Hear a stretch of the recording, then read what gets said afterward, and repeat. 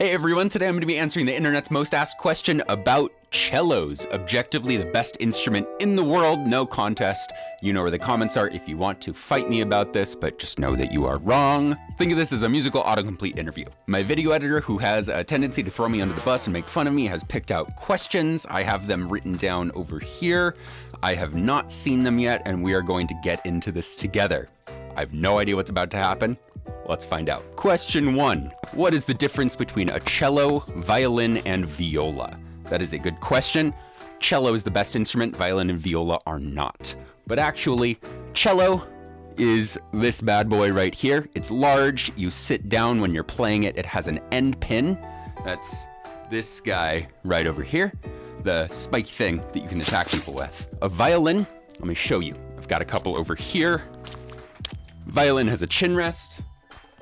You hold it like this, roughly with a shoulder rest as well. I don't have the shoulder rest on it right now, but you hold a violin like this.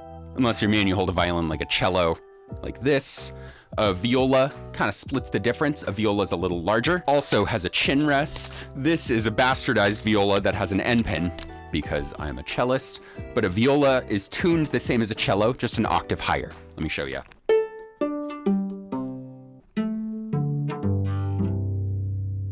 Question 2. How difficult is the cello to learn? Okay, that is a good question. You can see a little bit more of my story of how challenging the cello was to learn and how it was such an emotional process that I quit for 7 years. I'll link that video over here. One of the things that I think was more challenging about learning it, I was 9 or 10 when I started, so it's a little hard to remember that time, but it's really interesting using your right hand, which in most of the population is your dominant hand, to do the bow, and then left hand fretting, pressing the strings on the fingerboard. It's this really interesting thing, being able to have that bow control and the intonation on a fretless fingerboard. It's like, it is kind of as challenging as it looks. I joke that I'm really glad that I started playing when I was a little kid, when I was bad at everything, because if I had been handed a cello as an adult, I would have not had the patience to learn it. That being said, I do know some people who are learning it as adults, and I absolutely think it is a worthwhile endeavor. Question 3. How expensive is a cello? How much should I spend on my first cello? Aside from how hard a cello is to play, the worst thing about the instrument is how expensive they are. To give you an idea, this is an intermediate student level cello, upper student level cello. It is made in China and finished and assembled in an American factory in California. That's a common model for more affordable, quote unquote, cellos. That cello's around $5,000 or $6,000. I want to get my forever cello someday. I've not had the opportunity to yet. It's literally more on par with a house down payment. It's like somewhere between buying a new car and a new house. Cello, a professional level cello, I feel like starts around $8,000, $9,000, $10,000. And it quickly gets up into $30,000, $40,000, $50,000. My cello teacher growing up, her cello is about $50,000. And the thing that people don't think about is that the bow is also a really big factor.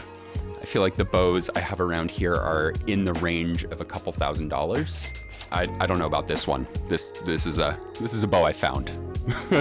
It's my favorite one though, because I get to talk to you through it. My cello teacher's bow was such a rare, nearly priceless artifact that there were rumors about it existing. It was the only surviving copy of this maker that was still fitted with gold, something like that. Her bow was $250,000. So her bow costed 5 times more than her cello. That's not common, but it's easy to spend as much on a bow as a cello. So when a cello runs from $10,000 to $50,000 pretty quickly, and then when you're talking about really old special cellos, it's easy to get to 100,000 or even millions for known like Stradivarius or Guarneri instruments. It's kind of a nightmarishly expensive instrument to learn. But how much should you spend on your first cello?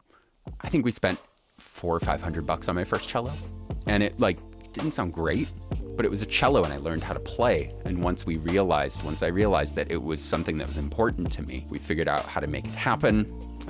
Didn't have a lot of money growing up and got help from extended family and things. But my first good cello was $2,000. and then upgrading to a cello around 5,000. And then I want to make the step to 10 or 20, and yeah, don't play cello, it's too expensive. And then the strings. Oh my God, this set of strings I have on here is probably $200. I've spent about $300 on a set of strings before. They last 6 months to a year. It's a nightmare. I don't know why I play this thing. What is a cello bow made from? Good question. I've got a couple different examples here. I'm gonna show you 2 different cello bows here. This one is the main bow that I use is wood. The primary wood is called Pernambuco. It's a rare, endangered now Brazilian rainforest wood. And then you've got the winding here, this silver part that can be silver. The bow I mentioned earlier was gold. That's not that common. I've seen them like nylon and things. The frog is made of a hardwood, I believe this one's ebony. Then you've got metal for the screw. And then this part, the hair, is actually horsehair. So they have to trim horses' tails and grade the hairs, and you take it to a luthier and they replace the hair. That's something that happens roughly every year for a bow. So again, replace the strings, replace the bow hair, all of that. The other bow I have here is, this is carbon fiber. I like this bow. It's super light. It plays really differently. It sounds really different, but the stick is carbon fiber. And so like, can hit it on things. That's not the main perk. But yeah, carbon fiber, you got metal on the tip there for this one. And I don't think this is ebony. I think this is like snake wood or something. I like this bow. It's beautiful. So yeah, Pernambuco wood or carbon fiber generally. Let me just throw all my instruments on the ground here after talking about how expensive they are. All right, that was question 4. Question 5. How do you tune a cello? Carefully. Question 6. You've got the pegs up top that are still 1600s technology, and they are just friction. It's an ebony peg pressed into the peg box. And literally, it's just friction. There's no gears, there's nothing. So when humidity changes, they want to slip. This cello is weird because you'll see there's no pegs on this side. I'll show you why. As far as I know, this is one of the only technological updates since the 1600s to this. And I decided to get this for my cello because when you're playing the playing position, my whole life I was fighting these pegs in my ear. And especially now that I'm recording full time, having headphones on, it was like the pegs and the headphones. It's got this thing, this key. Literally can put it on a key ring, pop it in there, and then I can tune it. So that's something fun. That's something different. So those are the main tuners. And then down here, these guys are the fine tuners. You turn those and you can make more fine adjustment to the pitch. And as I am saying all of this, I'm realizing, how do you tune a cello? Your question was probably, what are the notes? So let me backtrack. Top to bottom, A, D, G, C. Question 6, what is vibrato? Vibrato is hard to demonstrate when you're holding a microphone. Vibrato is when you shake your left hand essentially like this, and that moves the pitch of the note you're playing up and down subtly or in a really obvious way. And that creates movement and motion and a real emotional feel. So I'm gonna show you what that sounds like.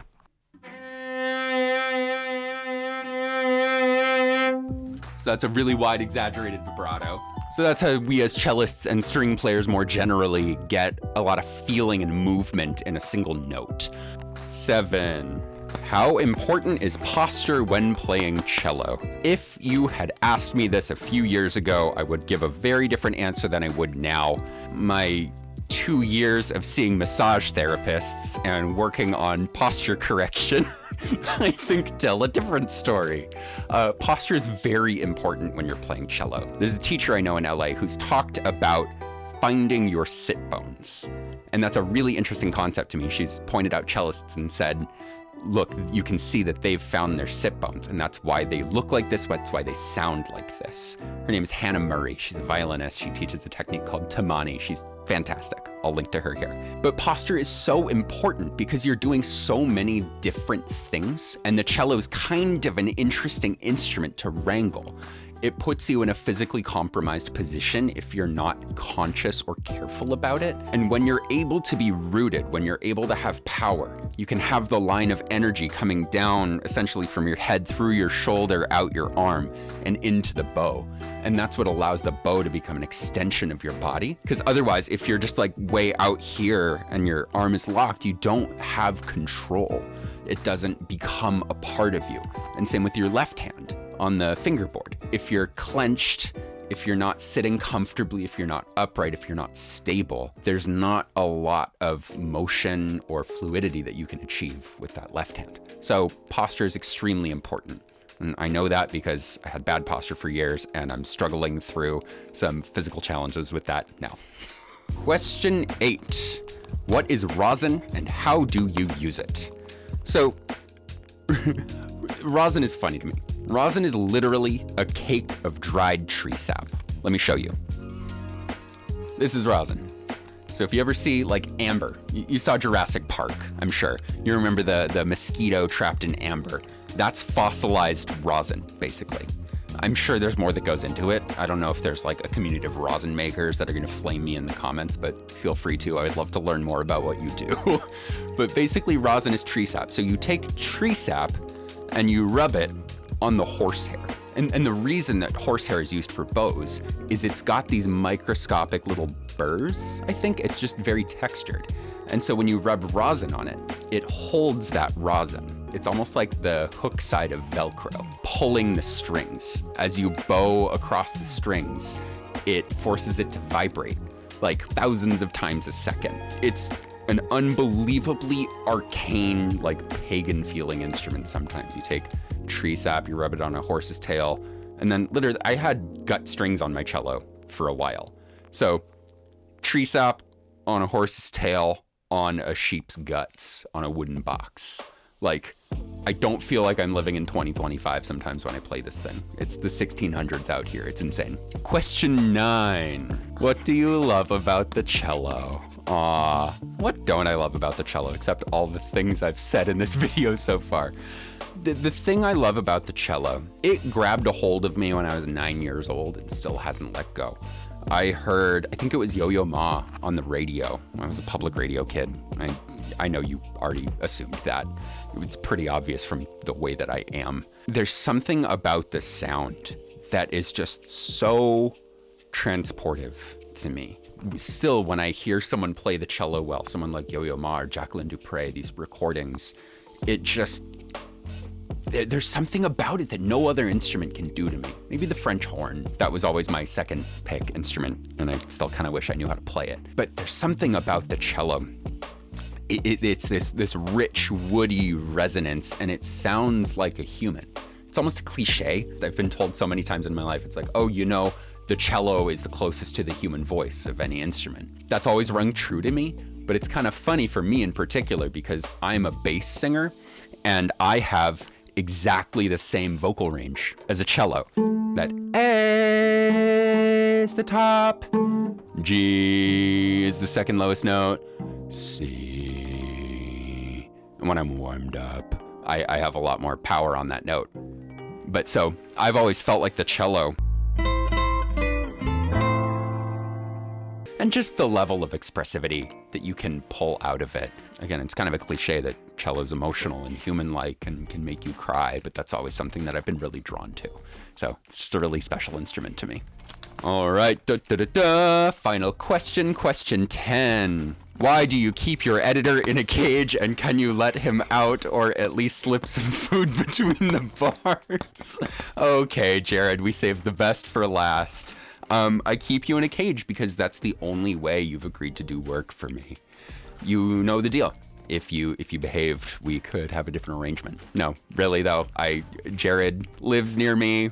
We met on the internet through a series of coincidences, and I love him to death. He's a great guy. So that's all the questions for today. Thank you for joining me on this journey through all things cello. If you enjoyed it, hit that subscribe button and let me know in the comments if you have any other cello or string or music related questions. I'll see you in the next video.